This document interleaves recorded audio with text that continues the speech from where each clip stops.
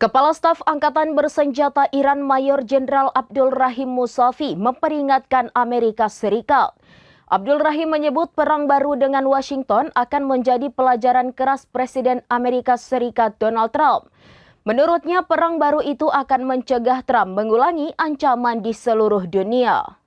Pernyataan itu disampaikan Abdul Rahim pada Minggu 15 Februari 2026. Komandan tertinggi itu meragukan retorika perang Trump. Ia mempertanyakan mengapa Trump membahas soal kelanjutan negosiasi jika akhirnya berniat untuk berperang. Sebagai informasi, Trump mengaku sulit mencapai kesepakatan nuklir dengan Iran.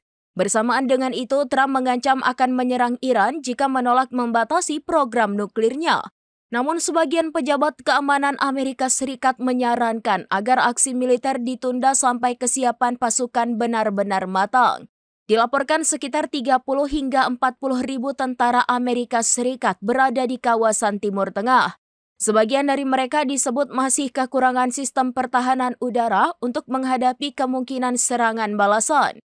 Bahkan sembari menunggu sikap Iran, pesawat pembom siluman B-2 dan sejumlah armada lainnya disiagakan untuk menyerang kawasan. Sejumlah pesawat dan kapal induk Amerika Serikat berada pada tingkat kesiapsiagaan yang lebih tinggi dari biasanya.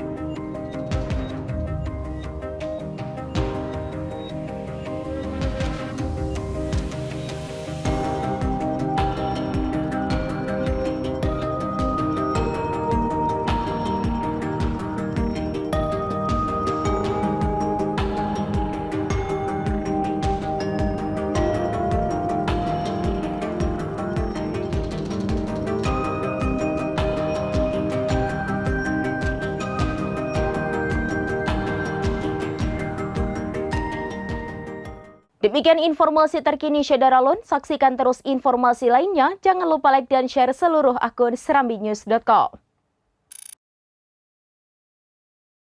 Download Tribun X sekarang.